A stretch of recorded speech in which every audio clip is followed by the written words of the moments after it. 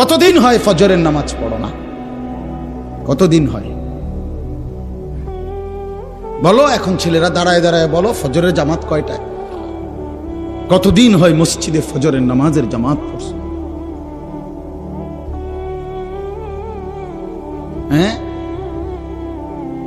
রাসূলুল্লাহ সাল্লাল্লাহু আলাইহি ওয়াসাল্লামের স্পষ্ট হাদিস, ফজরের নামাজ মুমিনের নামাজ। ফজর যে পড়ে না, নবীজির স্পষ্ট সিদ্ধান্ত সেটা মুনাফিক, পাক্কা মুনাফিক।